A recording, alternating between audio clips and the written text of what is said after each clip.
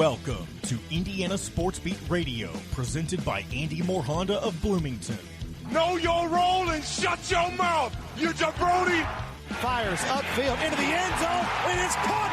Jelani Woods, touchdown, INDY!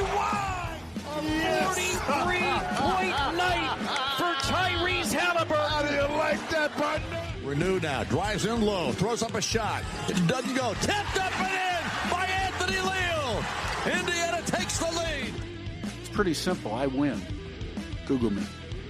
Now, here's your host, Jim Coyle. Hey, everybody, welcome aboard. It is Friday. That means you made it through the week here on Indiana Sports Beat Radio. Glad to have you along. Appreciate you being with us. Another stock program here on Friday. Big day. Bob Kravitz will join us.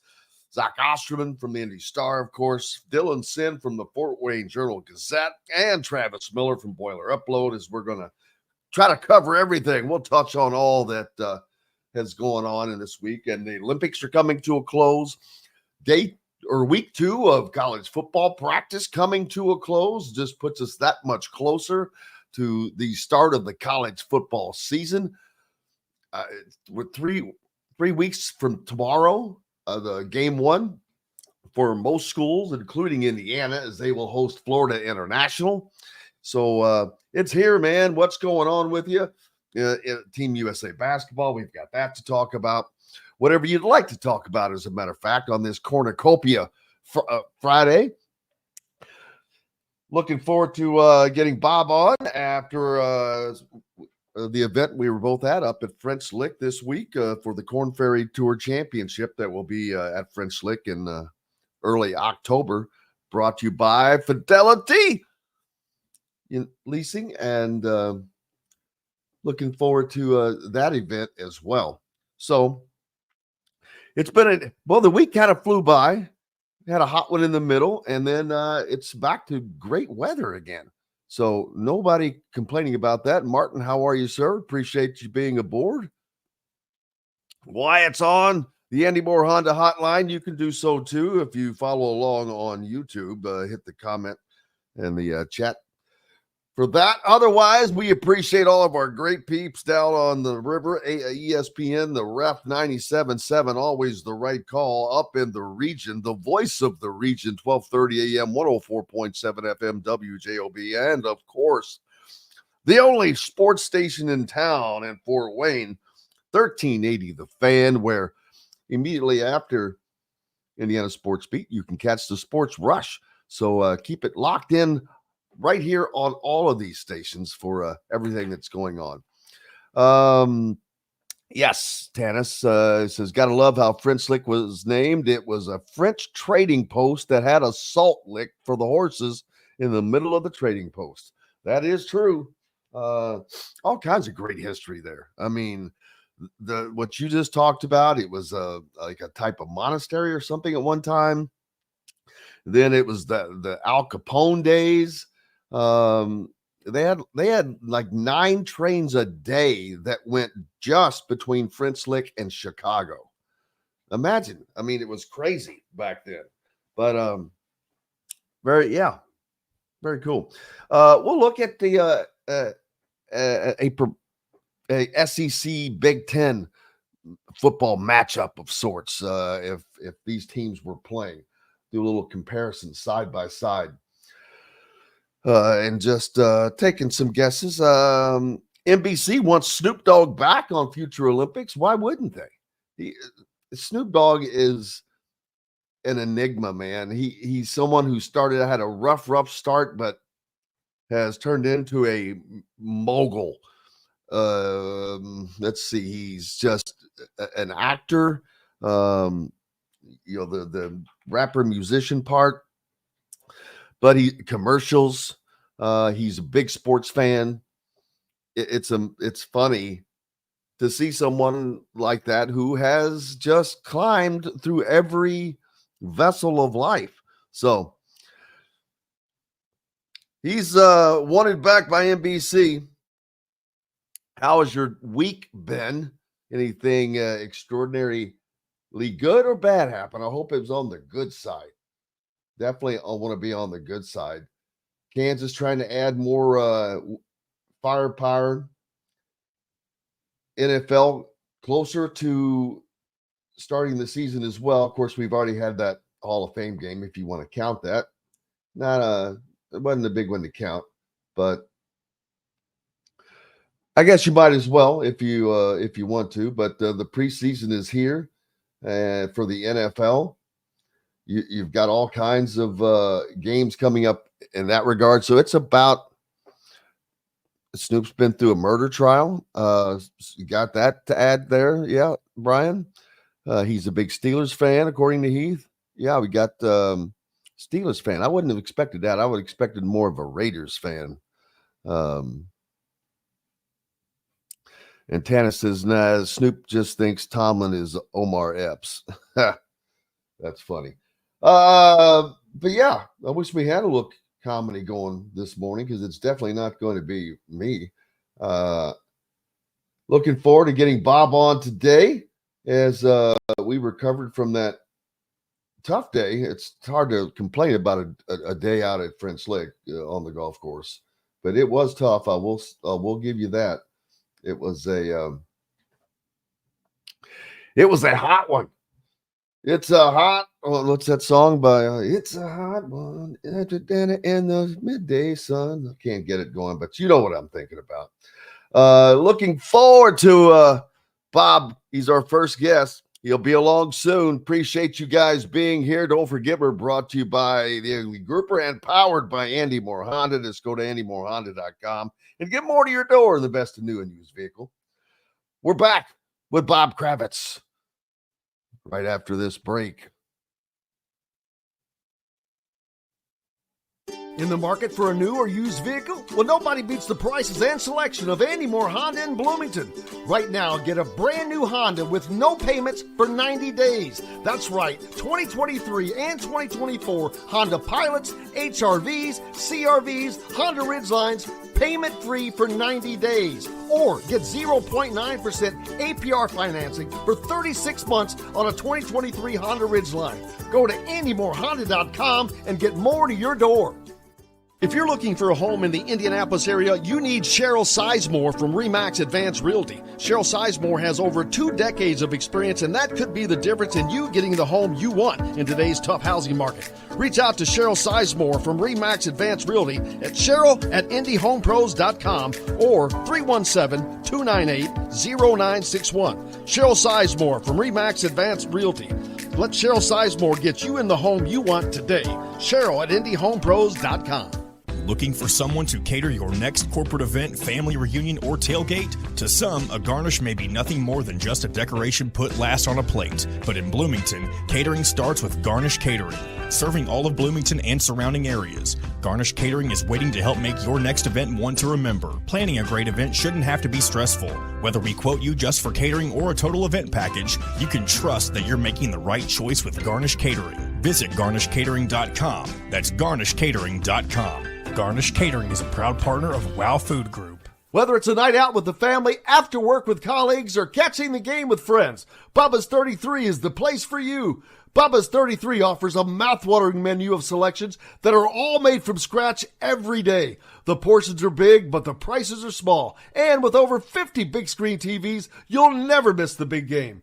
Bubba's 33. Pizza, burgers, beer. Country living is just a swing away.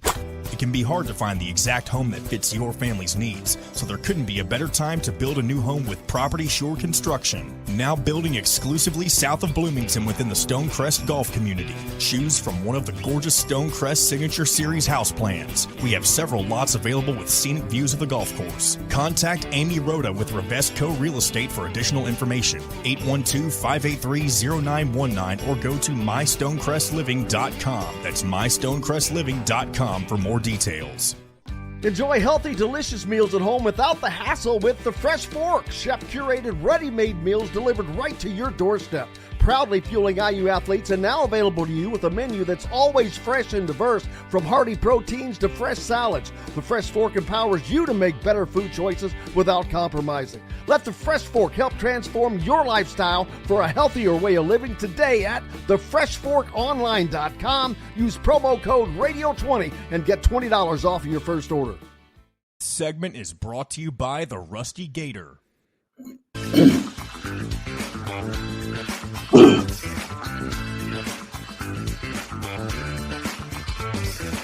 Welcome back, Indiana Sports Beat Radio on this Friday. I hope you're having a great week and ready for the weekend. It's here.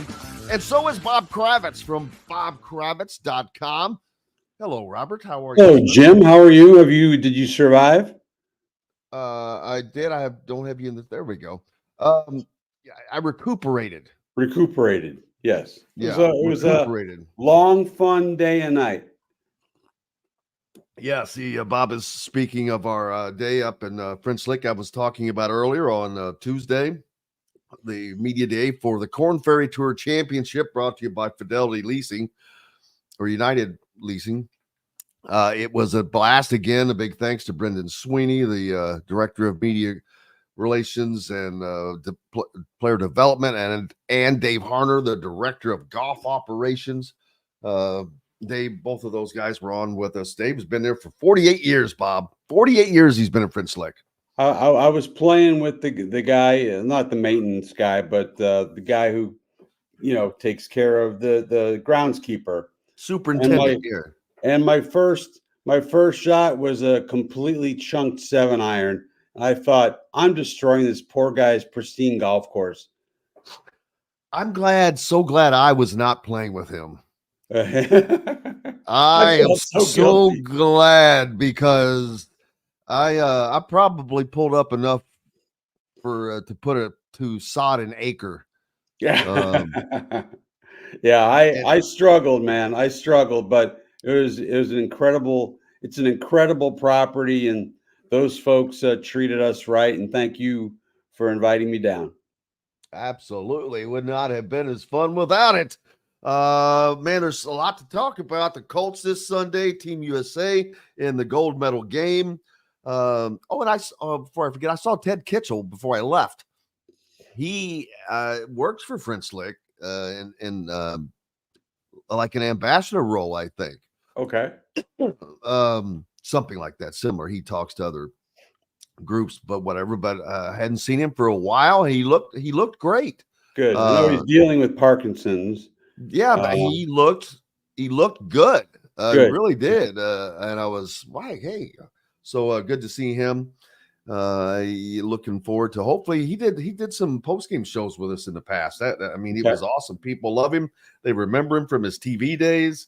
I mean, obviously his playing days as well, but one of the all-time greats of Indiana basketball. Now he's always nice enough to come to my tournament, my ALS tournament. So I have warm place in my heart for him.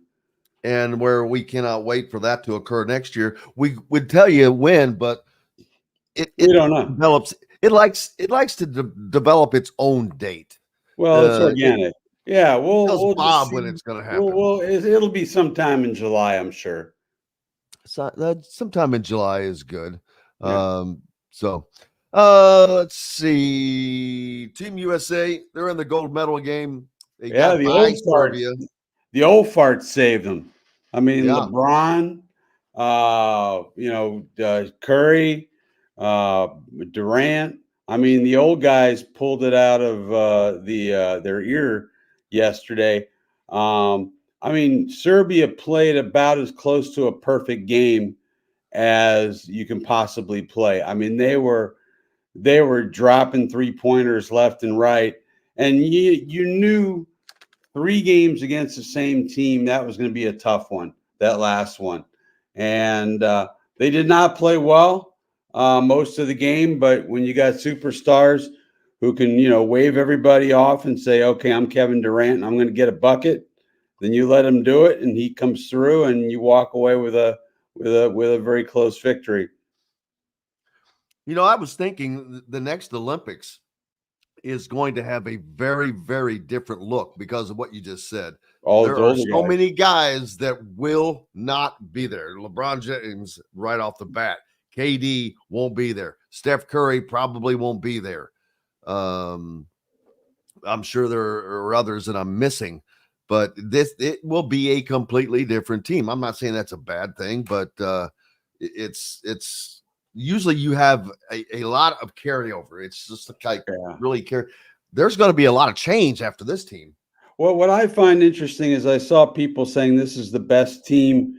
This is an even better team than the dream team. And well, first of all, I don't buy that. But secondly, look at the competition. I mean, back in '92, and I covered a lot of those games when I was working for the Rocky Mountain News in Denver. They just blew teams out by 40, 50 points. You can't do that anymore. The world is caught up, and it's completely the fault of the 1992 team, because once they showed the rest of the world what great basketball looks like, the rest of the world said, hey, that looks like a good idea. And they caught up. So, when NBA teams say they're the world champions, I go, the world? I don't know. There's some pretty good teams out there.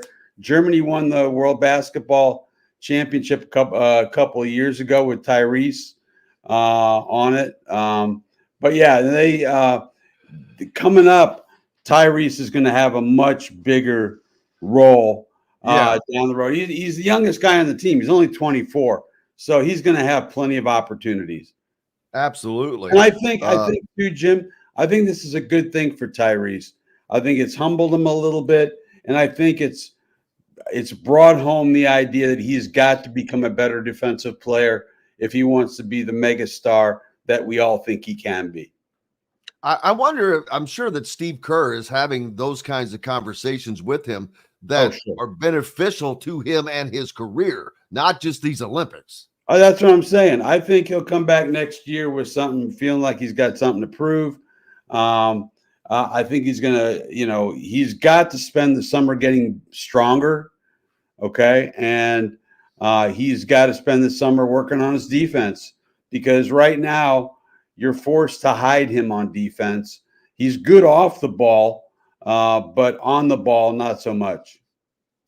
Let's see. Jim Harbaugh.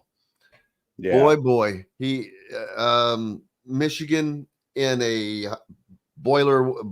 pot of boiling water again. But if they can get away with they got away with last year and not affect a run and completion of a national championship, then this is grade school stuff now, it seems like. But it's tainted, though. To me, that championship is tainted, and will always be tainted, just like the Houston Astros. Anthony Edwards, by the way, the youngest player on the Olympic team. I didn't know that. I thought it was Tyrese, but I did as well. And it's funny though how he can just ignore and be allowed to ignore everything that they've done. Michigan the same way. Sharon Moore, I never thought that he when they named him head coach, I was like, really? After how he acted on his on-field interview when he was serving as head coach interim. Oh yeah, the tears. Yeah, I'm like the tears, the language. That I'm like, where's your head? I mean, that just struck me as odd, and the whole thing, Jim, is dirty. From Connor Stallions to Harbaugh to Sharon Moore. I mean, you can see on videos Stallions standing behind like the defensive coordinator and going, run right, run right, run right. And, they send their safeties down and boom, the play goes nowhere. They knew what was coming. They cheated. I'm sorry. Yeah, I agree. And show cause, I agree with Caleb. The show cause against Harbaugh is a joke. Well, yeah, because he got out one step ahead of the posse. And he knew it was coming. This is the only place in the world where you can just break every rule in a job and come out smelling like a rose. Yeah, with millions and millions of dollars. It's And if there's some penalty, who's going to pay? Who's going to pay that penalty? Probably the kids in Michigan. Yeah, unfortunately, that's how it's always been, or that, or Cleveland State. Or Cleveland State, the old joke. They're so mad at Kentucky, they put a show cause on. They put a penalty on Cleveland State. Exactly. Oh man. So I guess the Colts right now are the biggest thing for you coming up. You got preseason game coming up on Sunday, right? Right. Got practice today. I'm going to go as soon as we get off Practice. and practice. And they play on Sunday. I wouldn't expect the starters to play a whole lot. Maybe 2-3 series. I would think that you'd want Richardson to play. I don't care if Buckner plays. I don't care if Kenny Moore plays. I don't care if a lot of those guys play. But I'd like to see Richardson out there getting some live reps, after a truncated season last year. And then, of course, a lot of expectations, excitement around Anthony Richardson, because this is kind of basically the second iteration of his start. He started off and it was muted, of course, with the injury, and we haven't seen him go through the full season. There's a lot of positives there, and if they've got to keep him healthy, or he's got to stay healthy. Well, it's not so much that they got to keep him healthy; he's got to keep himself healthy. Yeah, I mean, he's you remember that run for the touchdown against Houston when he slowed up at the goal line and he got popped, which he readily acknowledges was a mistake by him, that you could get away with it in college, but you can't in the pros. He has got to learn to slide. Now, it's not going to be like with Andrew Luck. They had to bring somebody from the Indianapolis Indians to teach him how to slide. I think Anthony knows how to do that, and he better do that with some regularity. To the degree we do see Richardson tonight, I can promise you we will not see Richardson running. At least no called runs. He had to be taught how to slide. Andrew couldn't slide. That's crazy. It is crazy. And the Colts the expectations are not sky high, but they're not rock bottom. They're in their division, expected to be competitive and have a shot at winning that division, I think. I think they do. I think they're going to be about a 10-win team. They got a little tougher schedule this year because of where they finished. They play more good quarterbacks, which is why the secondary issues give me such pause. I think 10 wins sounds reasonable. Do I think they'll win the division? No, I think they'll fall a game short, but I think they'll make the playoffs.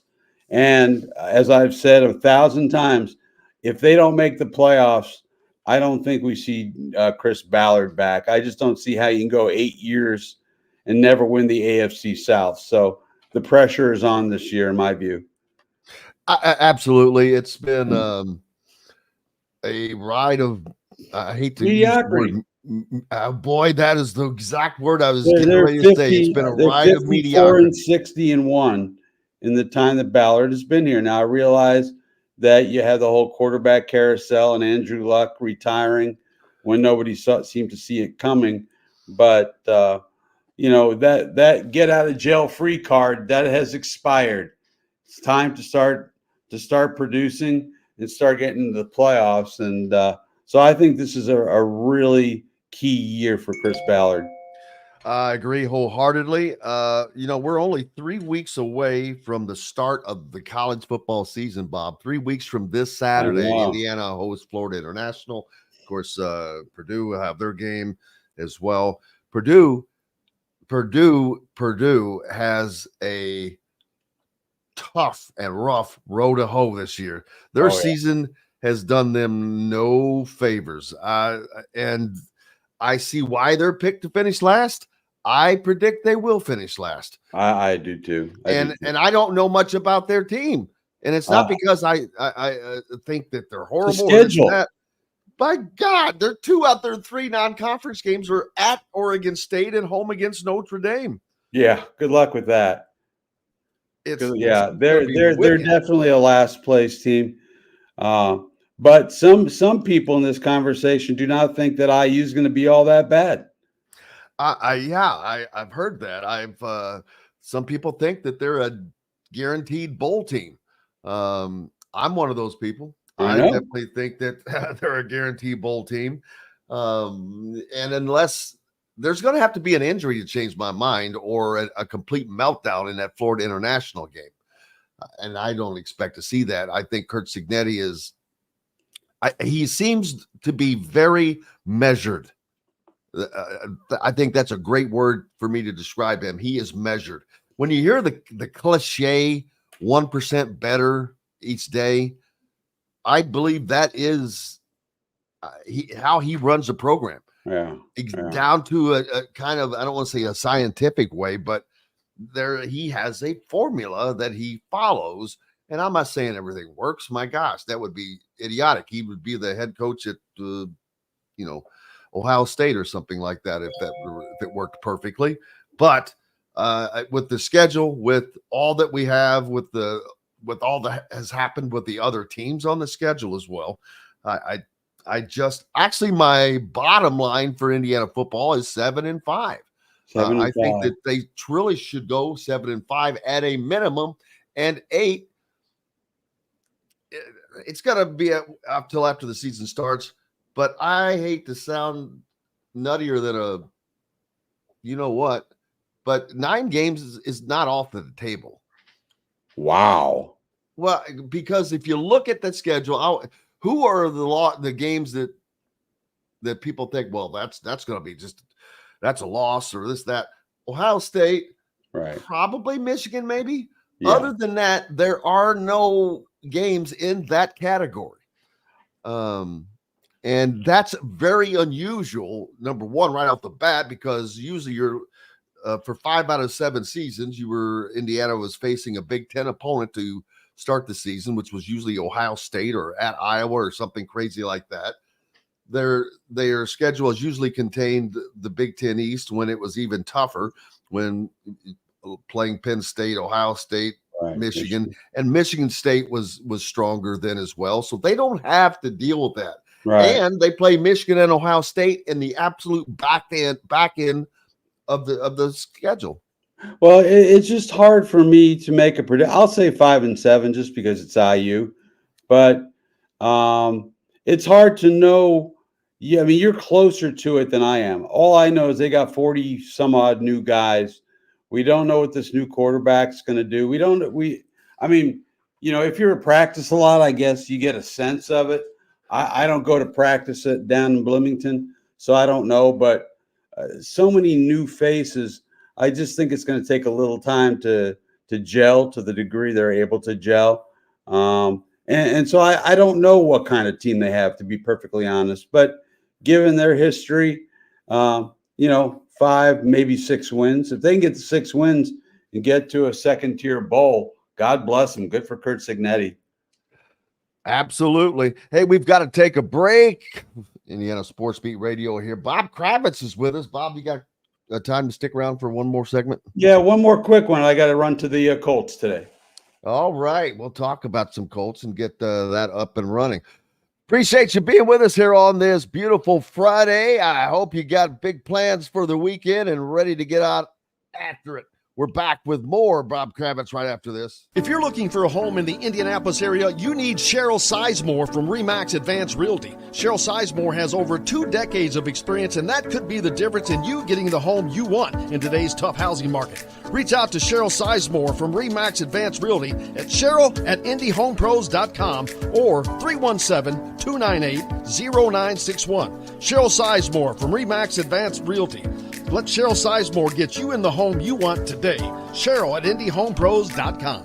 Whether it's a night out with the family, after work with colleagues, or catching the game with friends, Bubba's 33 is the place for you. Bubba's 33 offers a mouth-watering menu of selections that are all made from scratch every day. The portions are big, but the prices are small. And with over 50 big screen TVs, you'll never miss the big game. Bubba's 33. Pizza, burgers, beer. country living is just a swing away. It can be hard to find the exact home that fits your family's needs, so there couldn't be a better time to build a new home with Property Shore Construction. Now building exclusively south of Bloomington within the Stonecrest Golf Community. Choose from one of the gorgeous Stonecrest Signature Series house plans. We have several lots available with scenic views of the golf course. Contact Amy Rhoda with Revesco Real Estate for additional information. 812-583-0919 or go to mystonecrestliving.com. That's mystonecrestliving.com for more details. Know a team or group needing a fundraiser? Boost Fundraising raises more money faster and offers the most unique and user-friendly online fundraiser in the nation. Your team receives personalized fundraising pages for each team member. Free team-branded promo gifts shipped to each donor. Boost Fundraising does it all. Sports teams, marching bands, charity causes, and community groups. Go to boostfundraising.com and be sure to enter the promo code COYLE, that's COYLE, to receive a discounted fundraiser. Looking for someone to cater your next corporate event, family reunion, or tailgate? To some, a garnish may be nothing more than just a decoration put last on a plate. But in Bloomington, catering starts with Garnish Catering. Serving all of Bloomington and surrounding areas, Garnish Catering is waiting to help make your next event one to remember. Planning a great event shouldn't have to be stressful. Whether we quote you just for catering or a total event package, you can trust that you're making the right choice with Garnish Catering. Visit garnishcatering.com. That's garnishcatering.com. Garnish Catering is a proud partner of WOW Food Group. In the market for a new or used vehicle? Well, nobody beats the prices and selection of Andy Moore Honda in Bloomington. Right now, get a brand new Honda with no payments for 90 days. That's right, 2023 and 2024 Honda Pilots, HRVs, CRVs, Honda Ridgelines, payment-free for 90 days. Or get 0.9% APR financing for 36 months on a 2023 Honda Ridgeline. Go to AndyMooreHonda.com and get more to your door. Welcome back, Indiana Sports Beat Radio on this beautiful Friday. It's beautiful no matter what because it's Friday. Bob Kravitz from BobKravitz.com is with us. And Bob, I know that the Colts are going to take up a lot of your time now that preseason is upon us, and then the long season behind that. And I'm sure that Colts fans are ecstatic because the Colts Nation is one of the best in the NFL. I'm not going to say that they're the best home fans because there's so many other teams that have longer tradition, but Colts fans, and man, this is not because I'm from this area, but it's just a fact. Their support has pretty much never wavered. As even when the Colts have gone through these valleys and peaks, Indianapolis has just loved the Colts. Yeah. Well, they now have a waiting list on season tickets, which kind of went away for a couple of years.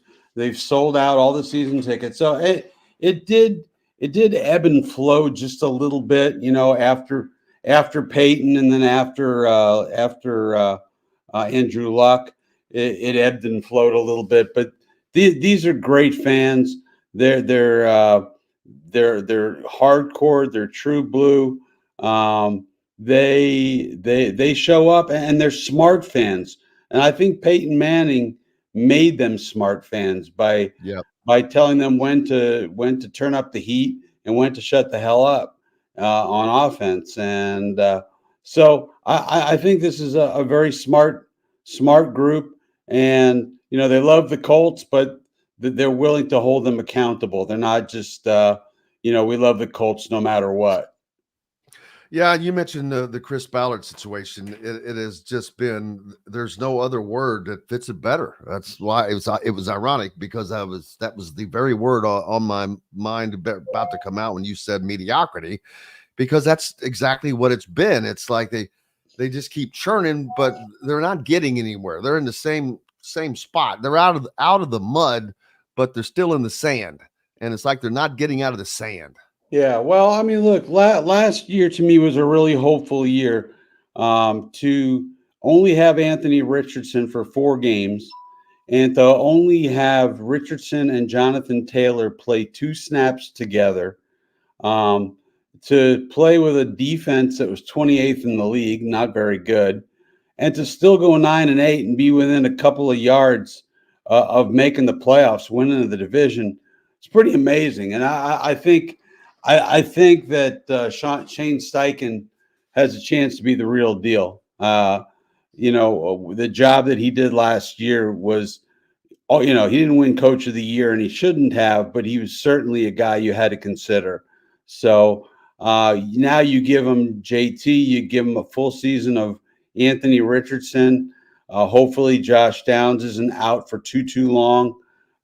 He may be back for the regular season. It's hard to say. It's a 4 to 6 week injury, but no, I see no reason why they shouldn't be a little better this year. The reason I'm tempering it is because the schedule's tougher and they face more tough quarterbacks.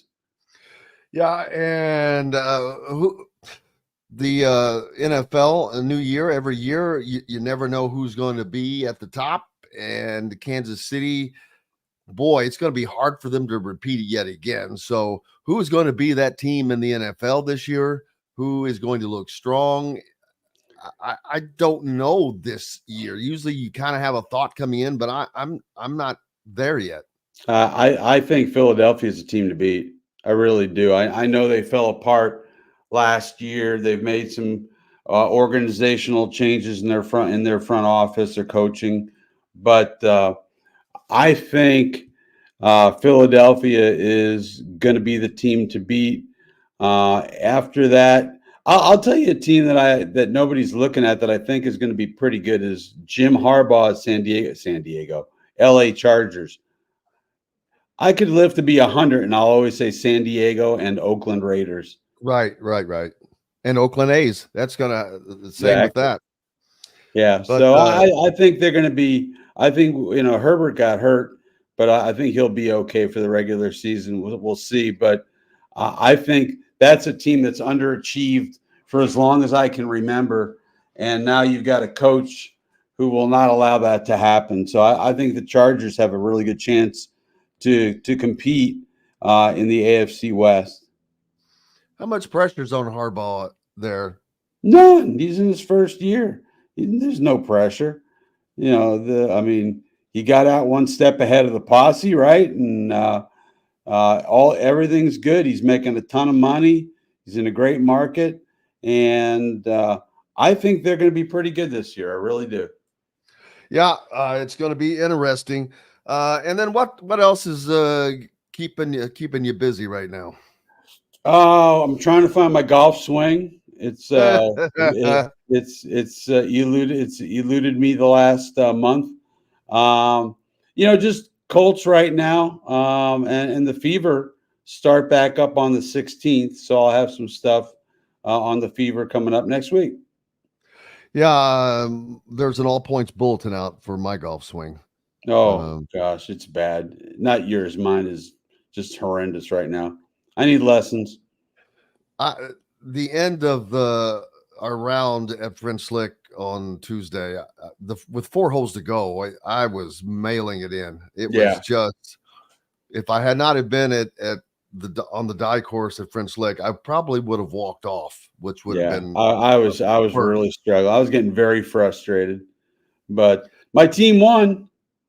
Oh, that's right. I failed to mention that. Mr. Kravitz's team came in first place. Because it's a blind draw, and the 3 guys I played with all played great. I played like crap, but my score didn't screw us up too bad. So I won a bottle of some kind of liquor. I'm not sure exactly what. I haven't looked yet. The hard truth, baby. Yeah, the hard truth. That's good stuff. A little scotch, a little rye. I'll have to hit that tonight. Hard Truth from Hard Truth Distilling. Yeah, they were out there handing out some things to the winners. Yeah, but they also are going to be, if for those of you that have played French Lick and especially the die course, when you do that, they give you this little bag, a type of Crown Royal bag that's full of little goodies, including a bottle of bourbon. Well, a cigar. Well, the Hard Truth just got the contract, so that stuff's now going to be Hard Truth. which good. is Okay. pretty cool. Yeah, Pretty cool yeah. I thing. go to Big Woods all the time up here where I live. Oh, is that right? Yeah. Yeah. Oh, well, good. That's good to know. Tanis is says rice scotch is the real deal. Yeah. I'll have to dive into it tonight, perhaps, right after I write my column. If you play slow, it's a slow gin. Bob, and I'll let you go so you can head out to Coach Camp, buddy. I appreciate you very much. Thank you, Hope buddy. you have a great rest of your day. You too. Bob Kravitz, the great Bob Kravitz. Make sure you're giving him a follow and subscribing to bobkravitz.com and following all the information that he has to put forth, as it is much and plenty for you to go to. And looking forward to Zac Osterman joining us in the next hour. Dylan Sinn, Travis Miller. Man, we can cover everything. Dylan's been everywhere. He's been to practices at Purdue, Indiana, and Notre Dame. So we'll get caught up on all three of those. Of course, Travis Miller from Boiler Upload. So we'll get a better sense of what is happening up in West Lafayette. And Zac Osterman joining us, and we'll continue along with what is happening with Indiana as well. So we're covering everybody today. What is up this weekend for you guys? How are you going to be spending this weekend? I can't believe the weather again. You know, we've had a couple of really blistering hot days, but it is going to be nice, very nice this weekend, and with temperatures hovering in the today a high of 81. Well, at least we're coming to you from Bloomington, so but you can get a sense. 81 for a high today, 77 tomorrow. Are you out of your mind? Temperatures overnight into the 50s. I know we don't do weather reports here, but it's hard not to get excited about that. 77 and 56. Just let me stop. That's Saturday. Your Saturday coming up is going to be just magnificent, and will be 9-10 days into August. Love it. 79 on Sunday, 80, 83, 81, 85. That's all through next Thursday. Get out and enjoy it, people. It's giving us a taste of football weather as we're getting closer and closer to the start of the season. Practice already underway, as I mentioned. Nick, I'm not sure if you can hear us or not, but if you happen to have that clip from IU football, you could play that, or I guess I can play that rather. I'll have to look over there and see what we have. Yeah, D'Angelo Pons. Man, this dude is one of the baddest defensive backs in the country, much less the Big Ten. And he's an All-American, and it's going to make a huge difference. Indiana is building a solid program. I mean, seriously. People talk about a lot of the guys that came in because they were kind of mid-majors. I don't care where they come from. It's technique, it's desire, it's heart, it's just so many things. Do you think guys don't get looked over? Do you think that the 5 guys that go to the Heisman Trophy ceremony each year are the best 5 in the cut? No. It matters what's across your chest. Trust me on that. I assure you. But anyway, here's Mr. Pons earlier in the week talking about his technique and how he does so well at what he does. Matt, how much do you embrace the man one-on-one coverage, especially going against elite type receivers? And what's the key to being able to stay with those? The key is technique. My coach harps on it. Just trusting your technique. Just trusting your technique and being consistent. That's it. Matt, second row on your right, and then Mike.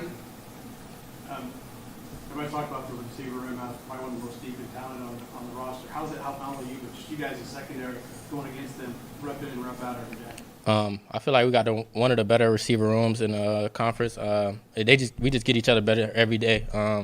Going against those guys get me better. So when the game comes, it's easy. Anybody in that room that's from a coach that nobody's getting open against you, anybody that's giving you some problems? Nobody specifically.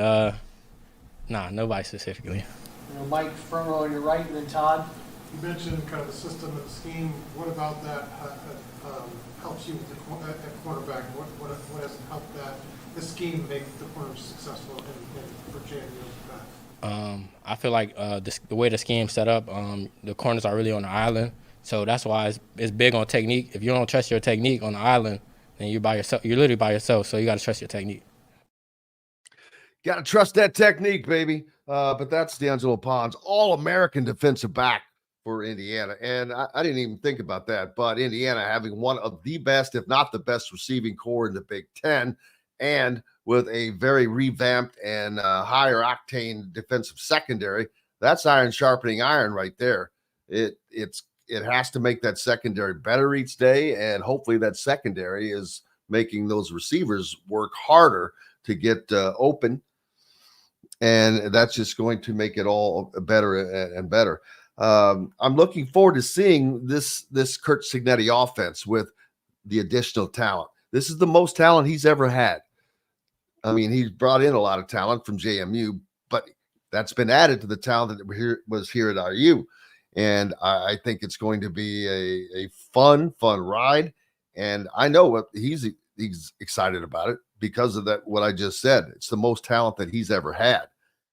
And I think that he feels very confident. There's a reason why he talks the way he does.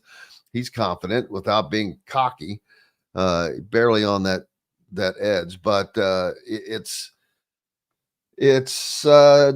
think it's just going to be shocking to a lot of people. And it's like Bob still 5-7. And I'm like, nope, that's not happening. Speaking of Coach Cignetti and D'Angelo Pons, let's hear what Sig had to say about him. Kind of the same position. I mean, you worked with D'Angelo Pons last year. Just what makes him a good player in your mind? Mindset and talent. I don't know if we'd beat him yet on the pass route. I mean, he's just swallowing on that side of the field. So he's a good guy for everybody else to watch in terms of how to do it. When Zac Osterman joins us later on, we'll talk a little bit more about that. But it's a difference maker. If you have a guy that other teams just don't want to throw to, they don't want to throw against, and then now you're forcing their offense. You're dictating their offense that way. Anytime you're dictating the style of play or the level of play, you're already winning. And if Indiana can do that defensively, and I know that is high on Brian Haynes' list, the defensive coordinator for the Hoosiers, then that's going to automatically improve the defense and give them an opportunity to be better without having all of the players in place that they would probably like to have. But I think that the defense is going to be not a sticking point. It's going to be it. And I don't want to say make or break, but the defense is going to determine how good this season is, in my opinion. And I say that because I am pretty confident this offense is going to be difficult for opposing defenses to manage and handle because of the stinking options.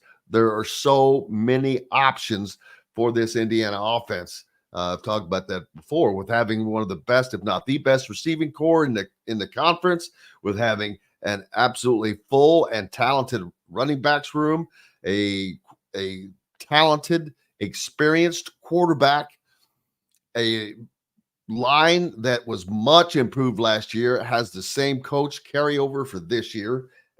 Much additions have been made. So the offense, and there's been great additions added to that side, the guys that came in for JMU, whatnot. I just think that this Indiana offense is going to be a problem for people. And I'm not talking about the FIUs and the Western Illinois and Charlottes of the world.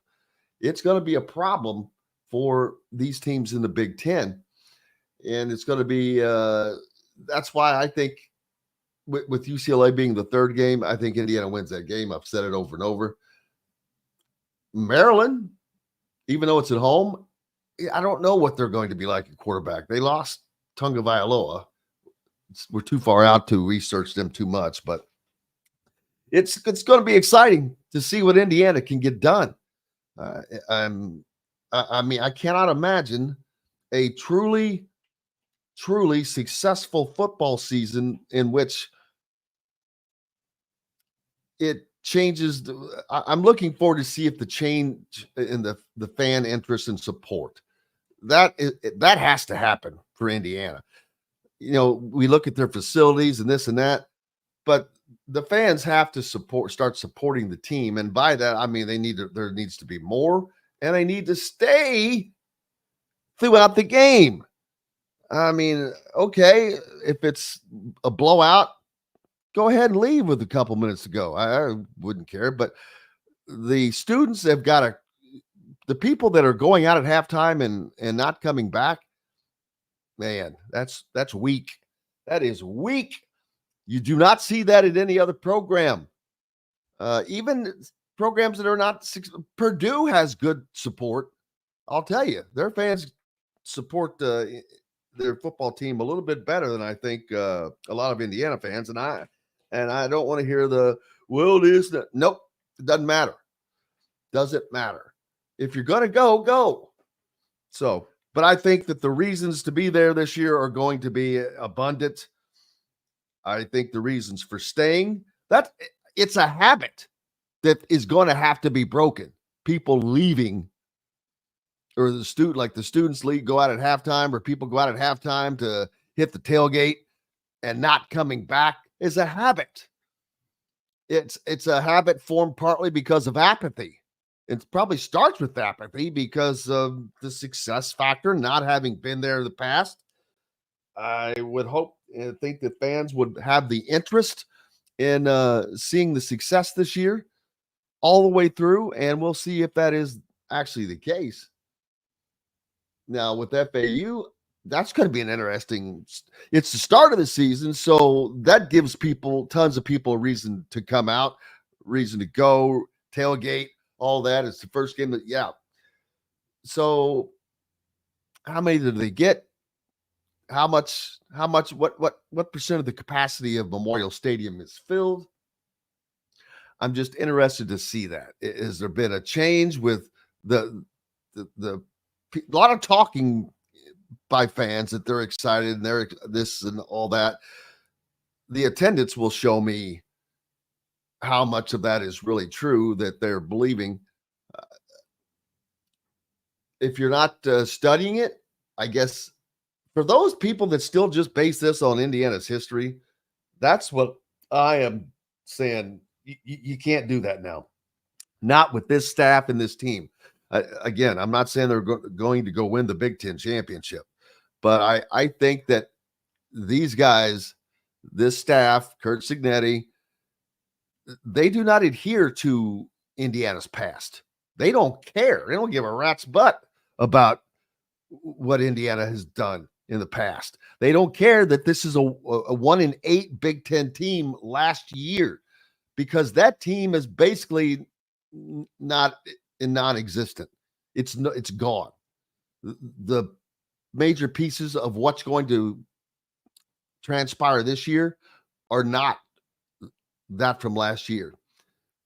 Everything of major proportion is different at quarterback, at running back, on the line, the defense, the coaching staff. So it's not that team. That's why it's easier for me to get past. I'm like, I'm not basing my thoughts on there or my opinions on there. So that's why it's just easy for me to, I'm going to be shocked if 6-6 would be disappointing, in my opinion, to be honest with you. I know everyone else is going to say, well, that's a bowl game and it'd be awesome. Yeah, getting to a bowl game is of uber importance to Kurt Cignetti and his bravado. He almost has to get to a bowl game this year because of the bravado that he has led with and walked with since he became the head coach at Indiana. He has to get to a bowl game, in my opinion. Hey, I think that he will. We've got lots more coming up here on Indiana Sports Beat Radio in the next hour. Zac Osterman, Dylan Sinn, Travis Miller. We've got it loaded for you. back with more Indiana Sports Speed Radio right after this. If you're looking for a home in the Indianapolis area, you need Cheryl Sizemore from RE/MAX Advanced Realty. Cheryl Sizemore has over 2 decades of experience, and that could be the difference in you getting the home you want in today's tough housing market. Reach out to Cheryl Sizemore from RE/MAX Advanced Realty at cheryl@indyhomepros.com or 317-298-0961. Cheryl Sizemore from RE/MAX Advanced Realty. Let Cheryl Sizemore get you in the home you want today. Cheryl@indyhomepros.com. Whether it's a night out with the family, after work with colleagues, or catching the game with friends, Bubba's 33 is the place for you. Bubba's 33 offers a mouthwatering menu of selections that are all made from scratch every day. The portions are big, but the prices are small. And with over 50 big screen TVs, you'll never miss the big game. Bubba's 33. Pizza, burgers, beer. Country living is just a swing away. It can be hard to find the exact home that fits your family's needs, so there couldn't be a better time to build a new home with Property Shore Construction. Now building exclusively south of Bloomington within the Stonecrest Golf community. Choose from one of the gorgeous Stonecrest Signature Series house plans. We have several lots available with scenic views of the golf course. Contact Amy Rhoda with Revesco Real Estate for additional information. 812-583-0919 or go to mystonecrestliving.com. That's mystonecrestliving.com for more details. Know a team or group needing a fundraiser? Boost Fundraising raises more money faster and offers the most unique and user-friendly online fundraiser in the nation. Your team receives personalized fundraising pages for each team member. Free team-branded promo gifts shipped to each donor. Boost Fundraising does it all. Sports teams, marching bands, charity causes, and community groups. Go to boostfundraising.com and be sure to enter the promo code COYLE, that's COYLE, to receive a discounted fundraiser. Looking for someone to cater your next corporate event, family reunion, or tailgate? To some, a garnish may be nothing more than just a decoration put last on a plate. But in Bloomington, catering starts with Garnish Catering. Serving all of Bloomington and surrounding areas, Garnish Catering is waiting to help make your next event one to remember. Planning a great event shouldn't have to be stressful. Whether we quote you just for catering or a total event package, you can trust that you're making the right choice with Garnish Catering. Visit garnishcatering.com. That's garnishcatering.com. Garnish Catering is a proud partner of WOW Food Group. In the market for a new or used vehicle? Well, nobody beats the prices and selection of Andy Moore Honda in Bloomington. Right now, get a brand new Honda with no payments for 90 days. That's right, 2023 and 2024 Honda Pilots, HRVs, CRVs, Honda Ridgelines, payment-free for 90 days. Or get 0.9% APR financing for 36 months on a 2023 Honda Ridgeline. Go to AndyMooreHonda.com and get more to your door. Welcome back, Indiana Sports Speed Radio on this Friday. I'm glad to have you with us. Zac Osterman from the Indy Star will be joining us here in just a bit. But big thanks to all of our sponsors. Again, make sure you are supporting our sponsors. Without them, you know, we can't be here to give you this content. So looking very forward to being able to contribute to them myself. Zac Osterman from the Indy Star joining us now. Zachary, how are you doing, sir? Hey, sorry, I'm not sure what's going on, but I couldn't get a good working link. I've got that was actually my fault. I had to redo it. I thought we sent it to you, but we got you there now. Yeah, no, sorry, I got somebody in the home office, so I'm doing this on my phone today. Not a problem. I was just earlier. I was talking about D'Angelo Pons, the defensive secondary, and I happened to hear you and Glass yesterday talking about him as well. And he's just a game changer for this Indiana defense. And I heard you compare him to Dion, where a guy, not compare necessarily, but and I was talking about it as well, that if you got a guy that people just don't want to throw against, well, he's already won because he's allowing, or you're allowing your offense to be dictated. And that is not something an Indiana offense is used to having. Yeah, I mean, it's you're right. It's not the comparison of like talent with Dion. It's more the concept. Defense in football is a numbers game because at the snap of the ball, if everybody's done everything right at the snap of the ball, there are 11 players that are absolutely certain what's about to happen, or what at least should be about to happen. And there are 11 players that might, think that they know what's about to happen, or might have, reads or keys that tell them they know what's about to happen, but they're still reacting. And so defense is all about trying to create numerical advantages that disrupt what's supposed to happen. I mean, this sounds simplistic. Everybody knows this, but it's when you have a player like D'Angelo Pons, and I think the term, what was the term Curt Cignetti used? He said basically like, what did he say? Like he cuts the field in half, essentially. When you have a player like that, what a coach is really saying there is, we've got a player that we think can win a lot of one-on-one matchups. And I think Cignetti also, in that answer or another answer not dissimilar to it, was talking about how the defense is really based around, relies on a decent amount of man coverage. And you'll see a lot of college teams that want to play zone because they may not have players that are big enough or athletic enough or skilled enough to go win those one-on-one matchups at corner. And so basically the scheme has to beat the quarterback rather than the individual talent. The more man you can play, I mean, this is not necessarily like a hard and fast rule, but the more man coverage you can play, usually that's more reflective of the individual talent of some of your players, particularly obviously your corners. And when you have a player that you have a real degree of confidence can just, take a one-on-one matchup a lot of the time in man coverage and just say, he doesn't need any help, he can do that by himself. That's a numbers advantage for the defense, because that means that you can tilt.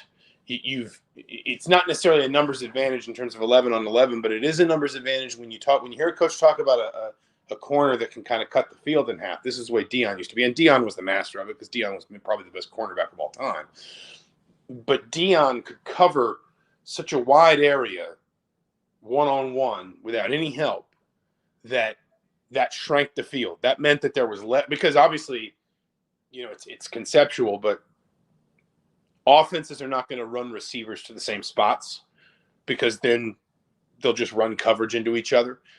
You're trying to get receivers in space. Well, if you've got a corner that can cover his man one-on-one without any help most of the time, suddenly there is less space for the offense to send receivers into, because all the space that's being occupied by D'Angelo Pons' cover is being occupied by somebody who's not going to catch the ball. And obviously, it's never a 100% return. I think everyone knows that.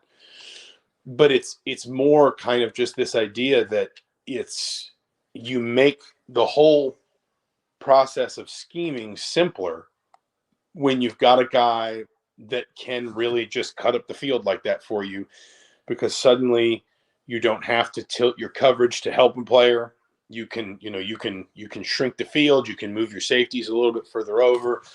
Maybe you can be a little bit more aggressive up front. I mean, it's something that, I think probably the comparison for IU fans in recent years would be Tywone Mullen and what we saw Tywone Mullen able to do. Obviously I know he had some injuries his last couple of years, but those first couple of years in Bloomington in particular, how good he was in single coverage, whether it was in the slot or it was at the boundary.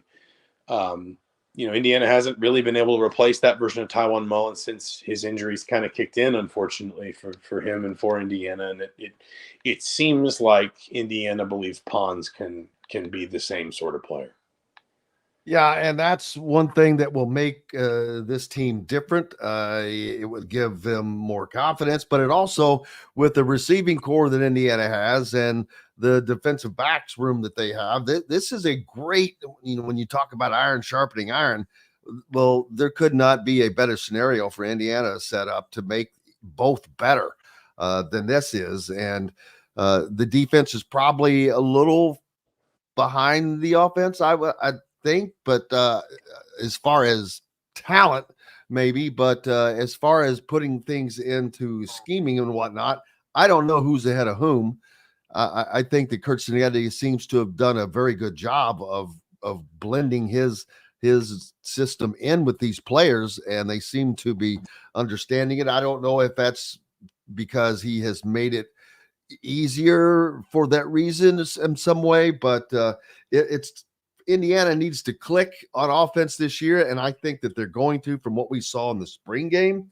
And that is one of the biggest reasons that I have my expectations for this year are higher than many people, because I'm not going to base this team off of last year's team, because it's basically it's gone.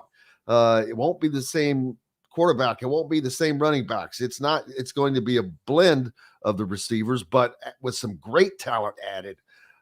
So that just gives me, and I think Kurt Cignetti's offense has more options than most. You don't know where the ball is going to go. Is it going to be a run? Is it going to be a pass to the running back, to the slot, to a wide out, to the tight end, whomever? I just, the options that they're going to have offensively, I think is going to be a huge upgrade from what people are used to. No, I think that's fair. I think, even by his own admission, I'm struggling to remember this far back to some extent, but even by his own admission, I think Cignetti, kind of said some things back in the winter about how, Indiana was kind of able to action some things around offensive depth a little bit more easily and effectively than defensive depth. And that's just, kind of the nature of the beast a little bit. Sometimes that's what's available to you. Sometimes that's just, basically saying there's only so many hours in the day and we've got to sort of prioritize, what we think we can, get a hold of first or whatever. But I think I agree with you. I think Indiana's offense is, I don't want to say substantially until we see him on the field, but I think in all likelihood is probably further ahead than its defense from a depth perspective. Maybe, it's probably a little bit from an experience perspective, although it's worth saying you still got quite a lot of old players over on that defense. There's just a lot of new ones. You think about, Indiana's starting defensive line could very well be 4 transfers, 3 of whom have come in the last year, and the 4th of whom came in before the 2023 season, but played a different position in Jacob Mangum-Farrar, and then got moved down to the line this winter. Indiana could very well start 2 linebacker transfers. I think it's likely at this point Indiana's probably going to have at least a couple transfers in its secondary. So the point is, there's experience there, but it's a lot of new faces, and it's, as we've talked about many times, it's not a team that enjoys depth at the same, level on defense right now that it probably has on offense. And then the other thing too, and we'll see, how this bears out in practice. But the other part of this too is, Kurt Cignetti has said many times, he's an offensive guy. It's his offense. He'll chime in sometimes with the defense, but he tends to leave more of that alone. He tends to leave more of that to his defensive coaches. And that's pretty normal. Like, most coaches tend to kind of, have a background in one or the other and, kind of emphasize one or the other. Cignetti is, but by his nature, an offensive coach, and the offense has been with him, even to the extent that he brought more offensive coaches with him from James Madison. You wouldn't be at all surprised if that is the case, if Indiana is further ahead defensively than offensively, or offensively than defensively. I'm sorry, right. Yes, sir. And then, you mentioned their guy holdovers, a guy like Jameer Johnson, who was a big cog last year, expected to be a bigger one this year, but I'm not saying he's not important. It's his importance has just been not as shining as much because of the others that have come in that weren't there. So again, more options on defense for this Indiana team now. Yeah, it's options, but you look at a guy like Jameer Johnson as an example. He played like 1 game last year, and he got hurt, and he never really came back. And you're not shocked that a player of his pedigree, maybe is turning some heads early in camp. but you still can't sort of sit there and say, well, I know what he is and it's going to be fine.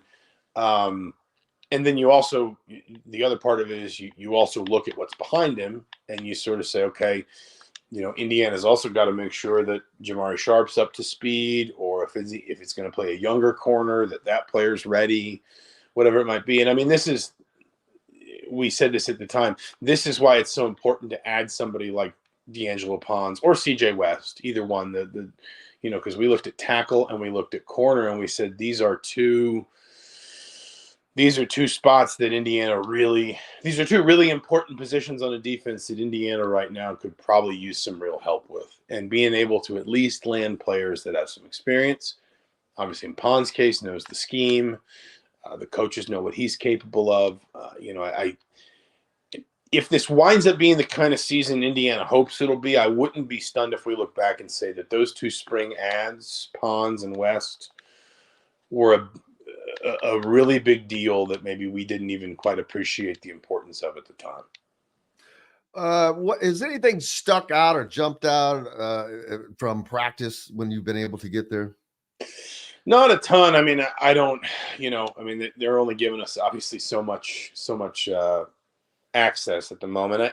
One thing, and we talked about this on our podcast this week too, but one thing that has kind of stuck out to me is how old Indiana is as a team, and some of that I think is just the natural sort of evolution of a roster in the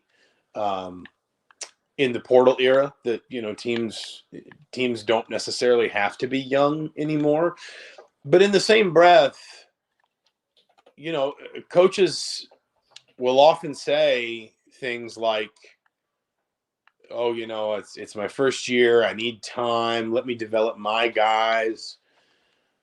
Curt Cignetti made a conscious choice not to do that. And even more than that, I mean, made a conscious choice to build a roster that is going to need rebuilt in a lot of the same ways next offseason, because Indiana took so many players with only 1 or 2 years of eligibility left.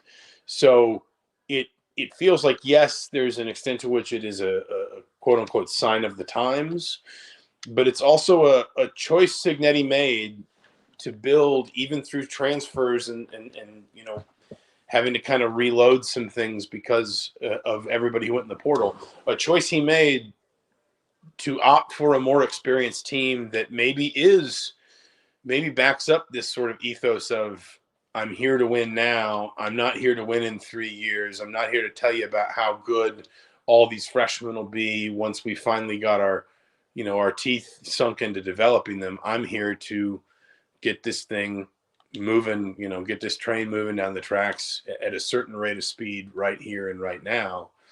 I think it's to his credit. I think it probably reflects, he's not been shy about saying he feels like the schedule is an advantage for Indiana. But I think that I just think it's interesting because it doesn't simply feel like something that's just like, well, everybody's old now because of the portal. It feels like a choice that Cignetti consciously made to build this team this way. And you see that when you're at practice, and you just kind of see like you're watching drills and you're saying, boy, there was a lot of turnover in the defensive line or in the secondary or whatever. But then you're watching guys and you're like, yeah, but these guys still look old. They still look experienced. There's a level of physical development. There's a way they carry themselves, et cetera, that is just kind of tangible. It's noticeable. And I think it's going to be interesting to see how that manifests itself for Indiana. Absolutely. Zac Osterman, I appreciate you, my friend. I hope you have a relaxing weekend. Absolutely. Thanks for having me as always, Jim. You bet. Zac Osterman from the Indy Star. Make sure you're giving him a follow and be a subscriber. Keep local papers alive. Up next, our good friend Dylan Sinn from the Fort Wayne Journal-Gazette joins us, and we'll cover IU, we'll cover Purdue and Notre Dame. He's the triple threat. Back with more right after this break. asking about Coach Kuntz, obviously.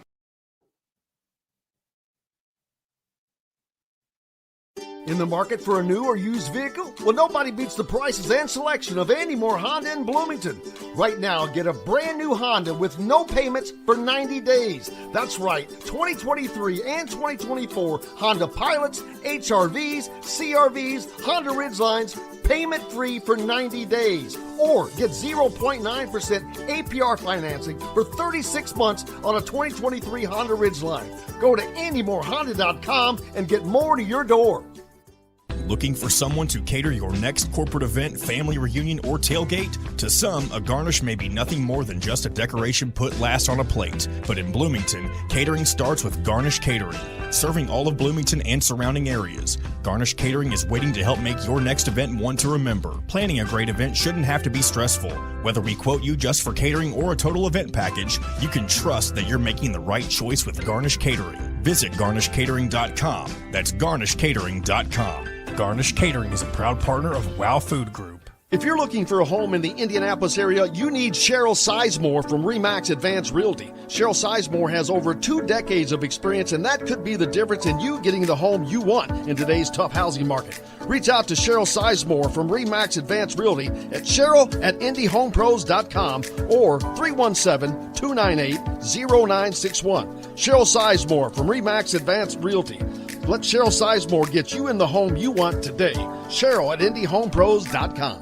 Whether it's a night out with the family, after work with colleagues, or catching the game with friends, Bubba's 33 is the place for you. Bubba's 33 offers a mouth-watering menu of selections that are all made from scratch every day. The portions are big, but the prices are small. And with over 50 big-screen TVs, you'll never miss the big game. Bubba's 33, pizza, burgers, beer.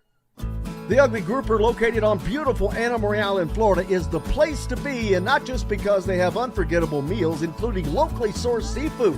The Ugly Grouper has your favorite craft beers and cocktails, along with live music every day. The Ugly Grouper is family-friendly, able to host private parties, and has the biggest grouper you've ever seen. The Ugly Grouper is the place to be on Anna Marie Island, Florida. Tell them Indiana Sports Beat sent you. Go to theuglygrouper.com for more information. Country living is just a swing away.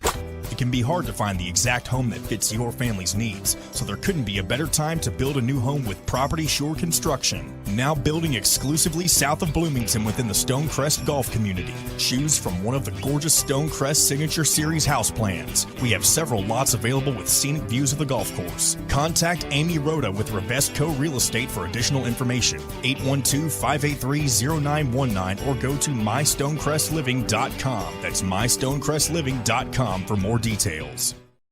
This segment is brought to you by the Fresh Fork in Bloomington.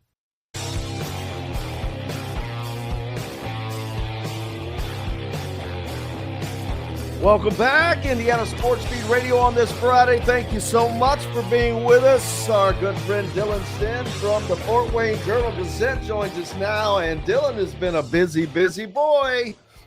You've been traveling around. Have you made the Triple Crown already to Indiana, to Purdue, and to Notre Dame practice? I have. That's correct. I've been to all three. Love it. Differences just between the practices, setups. Do you see much between those three? Yeah, I mean, the biggest thing for me, for Notre Dame, you get to see more of practice. You don't get to film it, but there are or take photos of it. But there are significant amount of practice that you get to see. There's just a little bit more open. At Purdue, I think you kind of get to see a fair amount of it as well. I think IU's kind of keeping things a little bit more under wraps, just kind of as a comparison. But obviously there's a fair amount of standardization in these. You're doing 11 on 11. You're doing individual group drills. You're doing some 7-on-7 walkthroughs. A lot of it is the same. It's just the players are different. You're trying to glean as much information as you can in a pretty short amount of time. Yeah, absolutely. And the coaches, especially Ryan Walters included, even though this is his second season, I don't know that much matters. You've got him in his second season, Kurt Cignetti in his first season. Notre Dame's coach, he's Third year. Third year. I was going to say 3 years for him now. But yeah, Indiana, Purdue, they're going to have kind of another, it's like a side rivalry with the football, not head to head, but the programs. Because if you look at the media polls and things like that, Indiana was 1-8 in the Big Ten last year, but they come in and they're perceived as being in a little bit better shape than Purdue right now. Yeah, and they're both perceived as being pretty close to the bottom of the conference. I'm on record like they were picked to finish 17th and 18th overall. I just don't see that happening, quite frankly. I think Indiana is going to be better than that. I think we all know the reasons for that. I think Zach laid them out very, very well in the last segment. But I think the same about Purdue. I think Purdue is going to be better than people think. I don't know. The problem for Purdue is that their schedule is much more difficult than Indiana's is. They have Notre Dame. Not even close. Not even close. Absolutely. They have Notre Dame in the non-conference in addition to a more difficult Big Ten schedule. So I think that Purdue probably finishes with maybe a worse record than Indiana does, but I think that bucket game at the end of the season is going to be a really good game. I think Purdue has the pieces that they can play with Indiana. And I don't see Indiana being that far ahead. I think Walters did some really good work in the portal this offseason. And I think Purdue will get 1, 2, 3 Big Ten wins this year, and at least get to 5 and 7. I think you can see some improvement from this team where they went 4 and 8 last year. They're going to improve this year. It's then just a question of is it improvement on the field? Is it improvement with your record? What is it? I think you'll be able to see it. And so, yeah, I am fascinated by the way that this season plays out, because then if you go into that bucket game and maybe IU is 6 and 5 and Purdue is 5 and 6, maybe, I would be fascinated to see how that game goes, because it would mean a lot to both teams, and it would mean a lot the way the transfer portal works now. It's going to mean a lot to set up the offseason too, which I think is going to be really interesting. So I'm going to be fascinated by the way this season plays out, because I do think, just like Indiana feels like they're being overlooked, I think Purdue is being overlooked as well. Yeah, and another reason why that game will be of importance, I don't think that that's going to have bowl implications on the line for Indiana. It might for Purdue, but it will come after playing Michigan and Ohio State in back-to-back games for Indiana. So they will probably be looking forward to someone who is not in that upper echelon of teams to get to play. And a good way to, like I said, I think this is a bowl team. I'm not going to pretend otherwise of what I've already developed my opinions. Now that's going to change as we get to the season. I'll adjust, but I just don't see, with all that we've talked about, that not being the case. But they have to stay on top. Indiana's got to stay on top of their toes, because if you get down, especially for Purdue, they're going to be very susceptible to this because of their schedule, and it is wicked. And normally it's like you kind of cruise through the non-conference part to get to the rough part into the conference play. That's not the case with Purdue's. Man, it's going to be rough from the beginning. Yeah, I mean, they're playing. They start off with Indiana State. So they should get a win right away, but then they go right to Notre Dame. They play Notre Dame in week 2. They bye in week 2, and then they play Notre Dame on September 14th, and then go to Oregon State. Now, Oregon State is not a team that it was the last couple of years. It is a much diminished version of that team, but that's still a team that was Power 5 until very, very recently. On the road, that is not going to be an easy win. Then you play Nebraska, who people think is going to be pretty good. You play Wisconsin, who people think is going to be improved on the road. Then you have Illinois on the road, which is a game that is one of the few that you really probably should win. I think Illinois is going to be pretty rough this year. You should win that game, but it's on the road.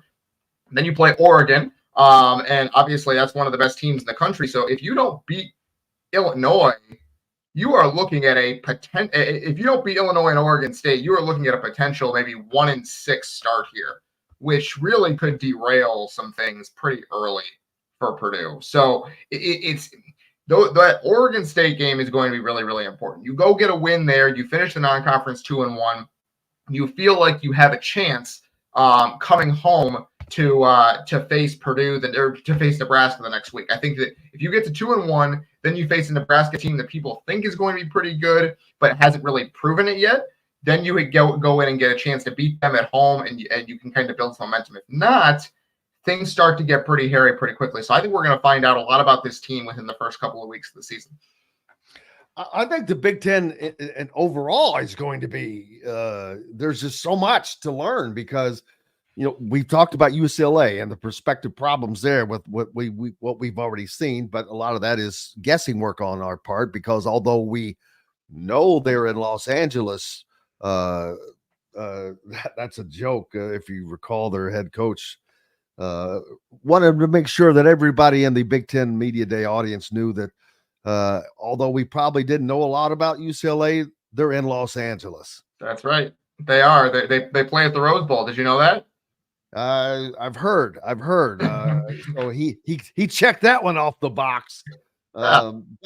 But no, I'm not expecting a lot from UCLA. Maryland, I don't know because they lost Tunga Vailoa, but I don't know what they have I haven't researched them enough yet. They're too far out.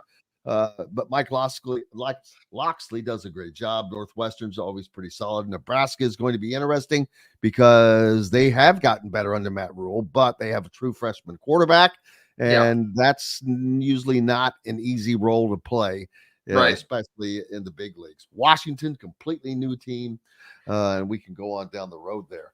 But, and Notre Dame. Man, when are they just going to kick in and join the Big Ten? Give me a break. Half their schedules, usually the Big Ten. It's nuts, but just give it up. Give up the ghost. They have this deal with the ACC where they play 6 ACC games a year. For now, they don't feel like they need to join a league. They're getting plenty of games non-conference. Their new athletic director has come in. They have a new athletic director this year, replacing Jack Swarbrick, who was there for about 15 years. Pete Bevilacqua has come in from NBC. He has reaffirmed that they want to be independent. That is still their preferred mode of existence here. They have even sacrificed the ability to be a number 1 seed or a top 4 seed in the college football playoff in order to stay independent. They feel like that is a price worth paying. So if Notre Dame goes undefeated this year and they're ranked number 2 in the country going into the playoff, they're going to be the number 5 seed because the top 4 seeds in the playoff this year, the 12-team playoff, go to conference champions. So they have sacrificed the ability to be a top 4 seed in order to stay independent. That's how much they value being independent. And it's not like they were I think there's a perception out there that they were kind of, the college football playoff kind of screwed them over. They're going to push Notre Dame into joining a conference. No, Notre Dame knew this was coming. They actually were in the room where they negotiated this. They're like, that's fine. That means we get to host playoff games more often, So that means basically if they are ranked anywhere between number 1 and number 8, they're going to host a playoff game, which is different than most other teams. So they're excited about that. They feel like they have a team this year that can be really, really good. The biggest question mark going into the season has been Riley Leonard's health. And he seems to be healthy from everything we've seen. That's something we can glean from training camp is that Riley Leonard, the transfer from Duke, who was a terrific player for them, is healthy at quarterback. Although they did have some bad news this week where their starting left tackle was lost for the season with a muscle tear. So that's something to monitor. But they think they have a team that can compete, and they're going to find out right away week 1 at Texas A&M. Okay, I'm going to put you on the spot, baby. Sure. Give me a wins-loss total for Purdue. I think 5-7 is probably where they end up. I think they're a better team than a 5-7 team would suggest, whether a 5-7 record would suggest, but their schedule is just so hard. You have Notre Dame, Ohio State, Penn State, Oregon are almost automatic losses. And so then if you take the other 9 games against teams that are relatively manageable, you go 5-4, and that I think you feel okay. I think if you basically so you assume Indiana State's a win, and then you have games against Oregon State, Nebraska, Wisconsin, Illinois, Northwestern, Michigan State, Indiana. If you go 4-4 in those games, I think you feel like that was a pretty successful season. or 4-3 in those games, I should say. I'm sorry. I think you feel like that's a pretty successful season. And so that would lead to a 5-7 finish. And then you feel like you did better in year 2 than you did in year 1. And you're able to build on that. And they've done, I'm not sure if people have noticed this, they've done some pretty good recruiting, high school and transfer portal, but high school especially. They've gotten some really big fish in recruiting a couple top 100 guys. I think that allows you to continue building that momentum. You can kind of say, hey, and especially if you play one of those top 4 teams, if you play 1 or 2 of them relatively close, you're in the game. Like they gave Michigan a scare last year. Like they were up, they was like 20-6 going into the 4th quarter or something like that. They were pushing Michigan around a little bit. If you can do that with a couple of the teams that you play this year, I think you feel okay. I'm going to say 5-7. I agree with you. That's exactly where I have them, and the biggest part is because of that schedule. Yes. It's like trying to snake your way through a landfill of mousetraps. But yes. All right, brother. All right. So, what about Notre Dame? What do you think they're going to do? So I've said all along, I think it's 10-2. I think people have kind of assumed that looking at their schedule, people have thought their schedule is easier than it is. I think they're 10-2. I think that they play 3 difficult games. They have Texas A&M, Florida State, and USC, obviously. I think they lose at least one of those. And then on top of that, you have a bunch of tricky games, right? I think Purdue is not a game they should lose, but it is a tricky game, right? They have Georgia Tech. Again, it's not a game you should lose, but it's a tricky game. Louisville, a game you shouldn't lose, but it's a tricky game. They lost to them last year, right? I think that there is I think there are just enough of those games on the schedule where you probably find one more loss on there. You end up at 10-2, and you're right on the edge of playoff contention. I think that is one of those things where you're probably going to have some help, and you'll be going on the road for a playoff game. I don't see 11-1 for this team with a rebuilt offensive line, but I think that they're a good team. They'll probably get better as the season goes on. And they're those games against Florida State, USC, Texas A&M should be really fun. Looking forward to it. And then, of course, last but not least, the Indiana Hoosiers. Yeah, so I've been going back and forth with this in my head. I think, and I got a prediction. I predict that you're going to say 6-6. I am going to say 6-6. That's correct. I there you go. I think 7-5 is obviously. I think most people have settled in at 7-5. I think that this team, it was 3-9 last year. There were holes to fill on this roster. I do think that they're going to take a little bit of time to get up to speed just because of they have so many players who were G5 guys previously, and those guys are good players. Don't get me wrong. We have seen G5 players go from the G5 to the P5 and have no problem whatsoever. I'm not saying that, but it's going to take some time for them to get up to speed with just the speed of the game, right? And they'll get there, but I think they might take a loss or 2 in Big Ten play before they really get that figured out. And I think that their schedule is not as difficult as Purdue's. It is easier, but it's not easy, right? There are games there that are really, really tough, even beyond Michigan and Ohio State. And there's so much unknown with some of these teams. We don't know how good Washington's going to be. We don't know how good UCLA is going to be. I don't think they're going to be very good. We don't know. We don't know how good Maryland's going to be, as you said earlier. I think they're going to fall back, but we don't know. So it's probably good to assume that at least a couple of those teams are going to be better than we think. And I think 6-6 is a perfectly acceptable first year for Curt Cignetti. Then go win a bowl game. You haven't won a bowl game in 30 years. Get to 7-6. Curt Cignetti's over 500 again. He's never been under 500, and keep that streak going. I think that's a perfectly acceptable year 1. I agree with that, but I am in the 7-5 camp, just because I think that they'll get there, but we'll see. Sure. We'll certainly find out. What's next for you, brother? I will be at Notre Dame practice tomorrow. We're going to get to talk to the aforementioned Riley Leonard, so we'll hear from him and about his getting back healthy. So I'm excited for that. And then obviously just high school football previews coming up next week for the Journal-Gazette as well. So looking forward to that. Just previews of the whole area we have coming.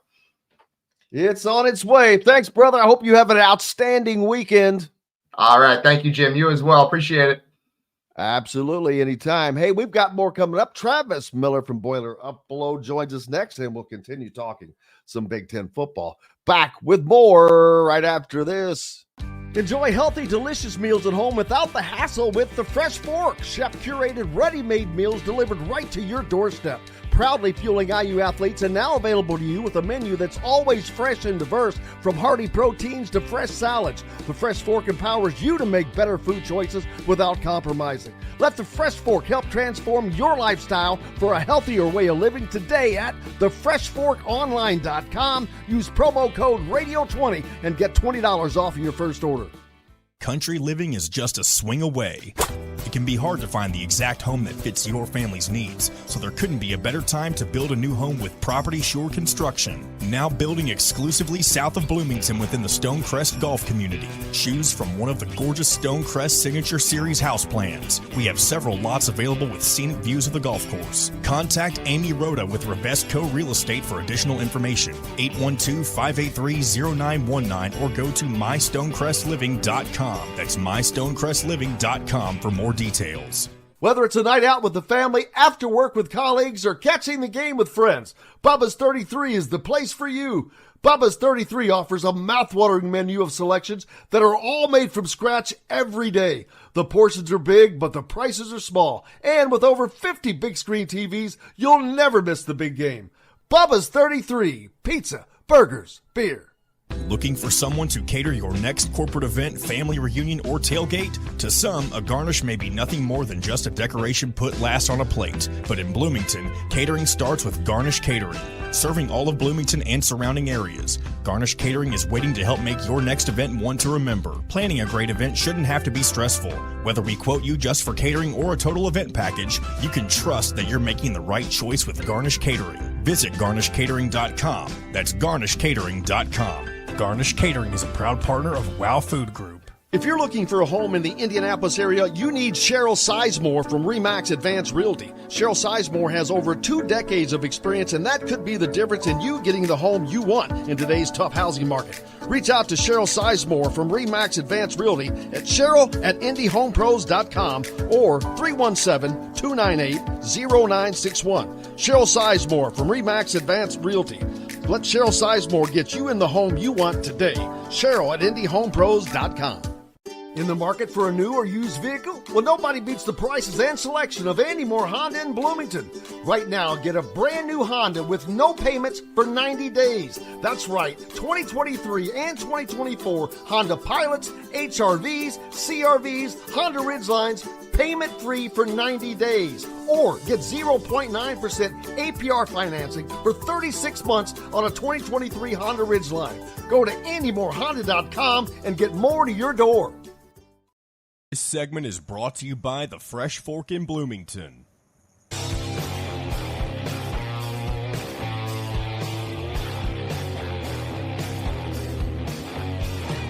Welcome back to Indiana Sports Beat Radio on this Friday. We are getting you ready and set up for the weekend. I hope it's been a good week for you. Travis Miller from Boiler Upload joining us now with a face only a mother could love. He just looks like he's mad at the world. I'm just kidding. Just teasing. I'm sure you heard us talking about the Big Ten this year and where different teams are going to be bouncing around. First of all, what are your thoughts on Purdue? Where do they end the year? Well, I've had a bold prediction I'm trying to go around here, and that is I think Purdue does pull an upset one of the 3 following games: Notre Dame, Oregon, or Penn State. I think it pulls an upset and gets one of those. And as a result, they finish about 6-6. Yeah, that would be just a little bold, but hey, there's nothing wrong with bold flavoring. I've got them at 5-7, so that's only a game difference, and it would just take that an upset somewhere. It's not like upsets don't happen. That's right. What makes college football great. I like the idea of getting Notre Dame after a bye week, and with some of the questions that Notre Dame has at quarterback, and they're reading off and just lost one of their best offensive linemen.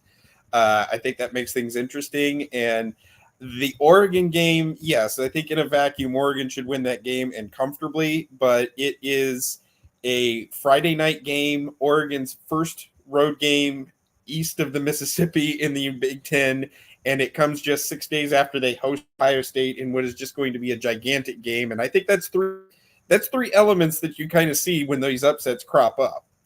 Night game in West Lafayette. Weird things happen after dark in West Lafayette. Just ask Ohio State in 2018. So, I'm not saying that's going to be the game, but I would just keep an eye on that. You just never know what's going to happen in that one. So that'll be interesting. You've been going out to practice, I'm sure, there in West Lafayette. Have you seen any? It's so early. We're not even almost 2 weeks into fall camp. There's not a lot the teams are going to show. They're just going through the motions and trying to get in sync with each other mostly, I would imagine. But you don't have a lot of time. We're 3 weeks from tomorrow of game one.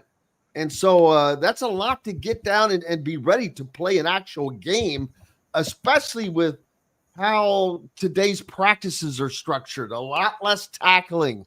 They're trying to preserve the body. And, boy, that gives you all kinds of thoughts going into that game one. It's like, oh, wow, everything's live now. It's all live. So what has stood out for Purdue so far? Where do they? What area? What rooms are their best rooms? What position groups? I think it's going to be interesting to see how the Russian position works out. Lost a really, really good rush into Nick Scorton to the transfer portal. What do the Russians have to do with this? But they lost Scorton to the transfer portal. He took the bag and ended up at Texas A&M this year. But there's some interesting prospects there. Will Held from Carmel, I think he's from Carmel, ended up he's had a big fall here, and he started to come on late last season. And I really like him. He's from Carmel. He's 6'6", 265. He's got some big size.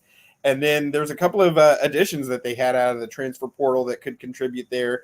Shita Silla, he is also a transfer in. He's a senior. He just spent the last few years at Boston College. Very good following. And then Jerry Ota, he is from Franklin College, actually. And you never know what you're going to get there, but he is a guy that just absolutely tore up the Division III ranks, and he's got that extra COVID year. He's giving it a shot. Jerry Ohata, I'm sorry. But he is giving a shot playing COVID year in the Big Ten. Multiple sacks, defensive player of the year last year for Franklin College and their conference. And there's been a lot of talk about how he could be one of these breakout guys, giving it the one shot at the FBS level, and who knows what he brings. You have these guys get drafted out of the lower time, and this is his shot for himself, and maybe get himself drafted in next April. You never know. Overall, the Big Ten has looked pretty much like Oregon and Ohio State. And I want to get this out of the way. Oregon is making sure they come into the Big Ten and everybody knows it. From the floating the river, the duck on the White River, they came to Indiana and laid the duck in various places. Did they make it to West Lafayette since they played them? Yes, the Duck has been in West Lafayette. He's been spotted riding the Boilermaker Special. They did welcome him there. He did his "Let Me In" picture, so he has been there. And I don't know if a lot of people realize Purdue has had a semi-recent home with Oregon. They played them in 2008 and 2009, Joe Tiller's final season, Danny Hope's first season, and that was a series of really entertaining games. Purdue finished 4-8 in 2008. Oregon won 10 games. They had to go to double overtime to beat Purdue there. And then the following year, Purdue went out to Autzen Stadium. Purdue finished 5-7 under Danny Hope. Oregon again won 10 games. And that was a 38-36 game that Purdue lost on a missed 2-point conversion late after giving them 2 defensive touchdowns. So I know that occurred when most of these guys were, toddlers at best. But you just, I think that proves that if you have somebody you haven't seen in a while, there could be some interesting things. And I'm really looking forward to that game. I think it's going to be a fun night. It's a Friday night in West Lafayette. So that'll be interesting. Yeah, other than it being a Friday night game, I hate that just because of the high school deal. I wish they would leave Fridays alone. My God, do they still have games on Tuesdays? The MAC does. They usually do that in like November and whatnot, but it actually works out perfect for me. My wife's Miami Hurricanes are at Nobody Louisville cares about day. you, man. No, I'm kidding. but my wife's Miami Hurricanes are at Louisville the next day, so I'm going down to that. And then she's a Dolphins fan, going to Colts Dolphins on the Sunday, so it's a football week that weekend. Purdue, Oregon, Louisville, Miami, and Dolphins Colts. Maybe some time for Home Depot if there's time. Oh, just dropping all the movie references today, man. It's just sliding right in. It's just you're making it too easy. Nice. Big Ten overall. Okay, Ohio State is the elephant in the room. We know that, so I'm not even going to talk about Ohio State. They're everybody thinks that they're going to win it. I'm not saying they're not. I do think it's going to probably come down to Ohio State and Oregon. Michigan. Let's talk about Michigan. The saga continues in Ann Arbor as the trail of misdeeds left behind by Jim Harbaugh and his regime continue to rear their head. Sharon Moore, the current coach, still caught up in the stuff. And here's the thing, and it's been said by many people. Okay, there's no way that Harbaugh didn't know everything about what was going on. He may have said, hell, I don't want to know about it. I would believe that. Maybe he said, I don't want to know about it. But everybody else knew that these text messages and all this stuff. It's just so we know that. Hey, how the hell do they get away with keeping a national championship that was won on just this is the worst. This is way worse than what Kansas did a couple years ago to me. This is just egregious. And it is so bad that, and on top of that, it's a litany of things. They just now settled infractions that had nothing to do with this that were from the couple years before that. And yet they were celebrated with a national championship. Drives me insane. I think it catches up to him this year, though. It didn't bother him last year, but Harbaugh is very, very good at telling people things that while you know what they really are, he's saying something different, and he gets people to maybe think about it for a second. Well, maybe they didn't cheat or whatever, but he's not there anymore. And I don't know how well Sharon Moore is going to be at maintaining that bubble of ignorance. I think it's interesting, and it's also a case study in just how powerless the NCAA is. And, what are they going to do? How many times have their punishments and any sanctions that they've handed down ended up being pretty toothless in the end at this point? And so I think it's just an exhibit of you're going to see schools push the envelope and kind of just not care, really. I mean, they won the chip. They won on the field last year. And, you have things going on behind the scenes. And is Michigan the only school that's doing it? Of course not.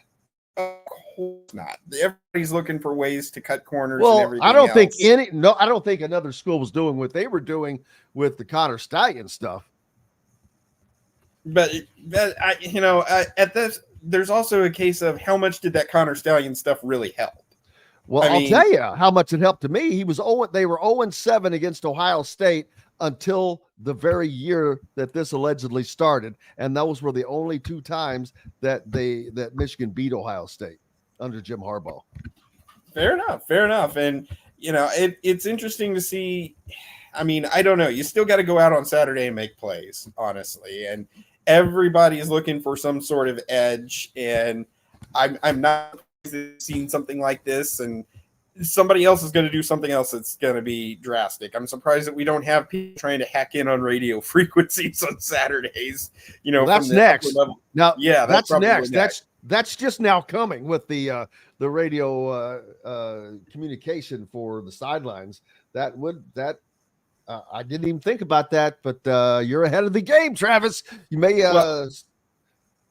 When Purdue wins its first national championship in football, actually, I'd say second national championship in football, you'll know how they did it now. Well, whatever it takes. Howard Schnellenberger would always say that Louisville's on a collision course with a national championship. The only variable is time. One of the all-time great quotes. That is good. He was smoking his pipe. The University of Louisville is on a collision course with a national championship. The only variable is time. It was at a press conference, man. I actually got to meet him once. He was a great guy. He is. He's a unique character, man. But a great coach. And speaking of Schnellenberger and Mike Leach, okay, both of these guys are ineligible for the College Football Hall of Fame. Absurd. Do you know why? Isn't it like winning percentage or something? Exactly. The requirement is 60%. And first of all, you look at what Howard Schnellenberger did. He went to Miami when it was a dumpster fire. They didn't even have a program. It was like a joke. Mm-hmm. Oh, what'd he do there? Oh, not a big deal. Just turn him into the most powerful football program in the nation over a span. I mean, he wasn't there the whole time, but he started. He started, won the national championship, did the whole deal, and then off he goes and starts. He would go to places like Louisville, and there's another program that was terrible, and they were one offsides penalty away from playing for a national championship under Petrino in like 2006 or 8. But and the new stadium, he would talk about all that stuff. It came. He goes to Florida Atlantic, completely starts the program from scratch. They did not even have a program, literally. And so his record was dented because of that. But he's done too much. Hell, he was on the Dolphins staff, the undefeated Dolphins in the NFL in like 71 or 2. So his imprint on the game alone, it's beyond immeasurable. And then Mike Leach, of course. How do you keep that dude out, man? Just, if nothing else, for his post-game comments. That alone is Hall of Fame worthy. Right. And I'm looking at Schnellenberger's record here. How much is dragged down because he did those gigantic rebuilds? I mean, his first seasons at Louisville, 2-9, 3-8, and 3-7-1. And you start a brand new program at Florida Atlantic, 4-6, 2-9, and then they made the FCS playoffs, but then they move up to FBS, 2-9 that first year. That's going to drag down his record entirely. And absolutely he deserves to be in College Hall of Fame. Somebody else who is ineligible? Drew Brees. Why? He never was a first-team All-American. And I believe that I think you have to had to be a first-team All-American. He never was because he was behind Chris Winkie and Josh Heupel in his senior year. Now, don't know if winning the Maxwell Award his final year will get him eligible, since that's considered a major award. But in terms of meeting the criteria of you have to at least been a first-team All-American once, he never was. That's crazy. I had no idea that you had to be that. Because that, to me, that's bogus. I mentioned this earlier. I was talking about the Heisman. And I said, if you think the Heisman Trophy is not based a big part of what is on your jersey, you're out of your mind. It is what it is. It has gotten to that point. But what's up next for you, brother? Just more getting ready for football season. Like you said, 3 weeks from tomorrow, the season starts. I think who's in an excellent position to start season strong because they get that gimme game against Indiana State, which, all due respect to the Trees, Purdue's buying a win there. That's exactly what it's supposed to be. Indiana's and then they got got a week 3 of those, baby. Yeah, and then they got a week off before playing Notre Dame. So I don't think you can ask for a better situation there. You mentioned, how much comes out of practice, how much you do in practice. They get a scrimmage, really, against Indiana State to start the season, and then a week off for any potential injuries that come out of that game. So I'm excited to get some college football going here in about 3 weeks. Looking forward to it. Thank you, brother. We'll talk again next week. All right. Talk to you later. Thank you. Absolutely. Big thanks to Travis Miller from Boiler Upload for joining us. Of course, Bob Kravitz from bobkravitz.com, Zac Osterman from the Indy Star, and Dylan Sinn from the Fort Wayne Journal-Gazette. Most importantly, thanks to each and every one of you. We could not do it without you and would have no reason to be here. Looking forward to go out and have yourselves a great weekend. Enjoy the closing festivities of the Olympics. Enjoy the incredible weather. We'll be back on Monday to do it again. Until then, I'm Jim Coyle. I will see you on the radio. Thanks for listening to Indiana Sports Beat Radio. Be sure to subscribe to our YouTube page for more clips and team coverage of Indiana basketball, football, and more. You can also find full episodes and tons of other content on thehoosier.com. We'll see you next time for another edition of Indiana Sports Beat Radio.